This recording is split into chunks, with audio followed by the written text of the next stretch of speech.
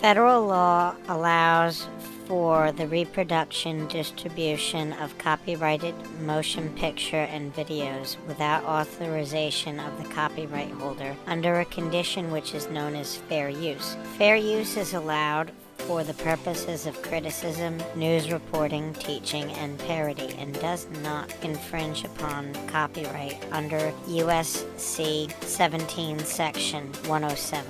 Thank you for your time. Now let's begin.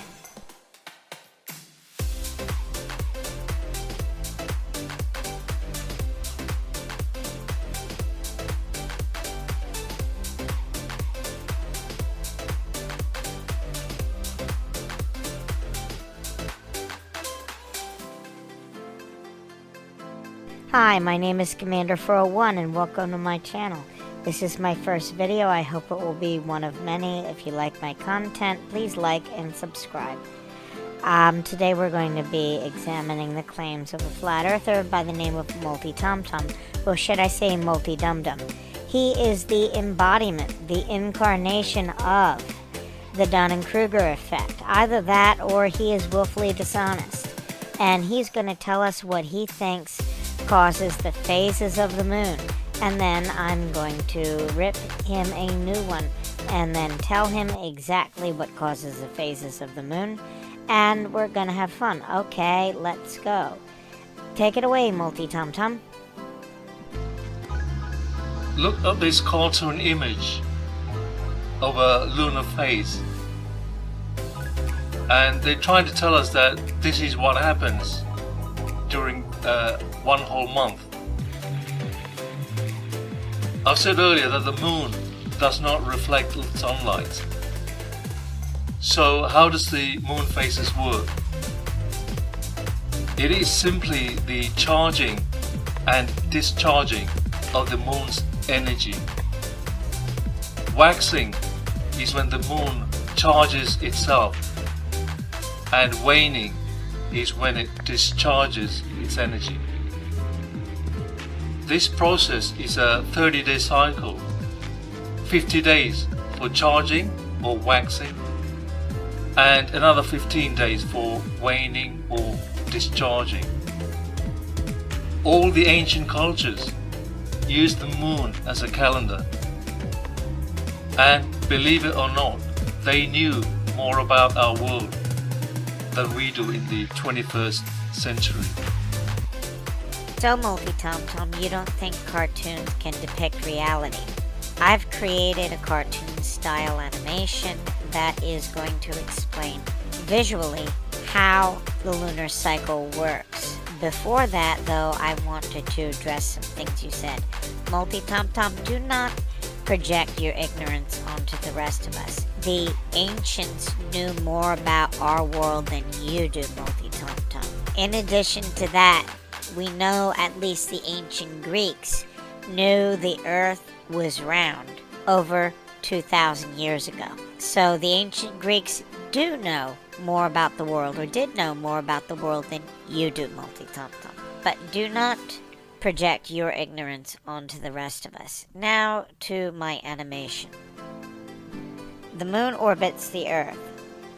The moon is tidally locked, which means that the same side of the moon always faces the earth.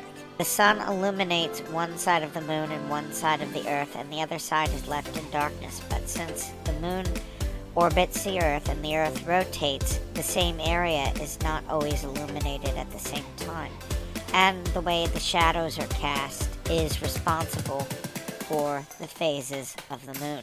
Now let's zoom out and see how far apart the moon and the earth actually are. They are 238,900 miles away on average, and the moon's orbital inclination is approximately 5 degrees off the ecliptic plane. This means the moon spends most of its time above or below the ecliptic plane, as we're going to see in our next animation. The next animation will show why solar eclipses are rare, and also how they work. But first, let's check with MultiT0mt0m to see if he has any ideas on how eclipses work, or what his problem is with the very idea of a solar eclipse. And look at this ludicrous image trying to show a lunar eclipse. They use fancy words like umbra and penumbra, as if that will prove their bullshit theory. The sun, the moon, and the earth do not ever line up like this, because there is no heliocentric model. The lunar eclipse is not an eclipse at all, but simply the moon resetting itself. It's resetting its energy. If you observe the moon over a period of time, then you will know that everything about the moon is cyclic. MultiT0mt0m, just because you can't understand what words like umbra and penumbra mean, doesn't mean the rest of us have a problem. Now I'm going to explain how this heliocentric model works and how eclipses happen. And I want you to watch. The Earth orbits the Sun. The Moon orbits the Earth. The Moon has an orbital inclination of 5 degrees. Now, nothing here is really to scale, but the Moon needs to be between the Earth and the Sun and pass through the ecliptic plane at the same time in order to have an eclipse. And where you see the pink is where the Moon is passing through the ecliptic plane, but it needs to line up with that blue line and pass through the ecliptic plane in order to have an eclipse. And you see how rare that actually is, and that's why eclipses are so rare. Timing just has to be right. And now, lunar eclipses are more common.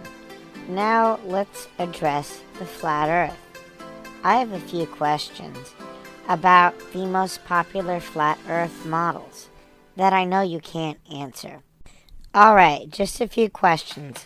What force keeps the sun and the moon from just crashing into the Earth here? How do you get an eclipse visible from the ground when the moon and the sun are supposedly at the same altitude and the same size? Why is it that we have night at all on a planet where you should be able to see the sun at any time of day? What force causes the sun to move in and out closer or further away to the North Pole depending upon the season?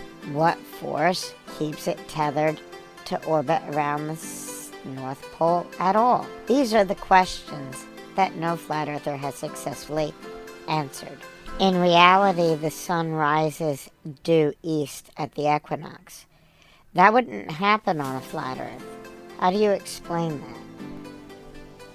But God does it is not an answer.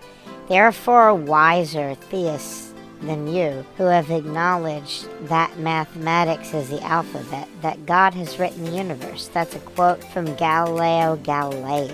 And mathematics is the only language that mankind knows of that has any predictive capability whatsoever.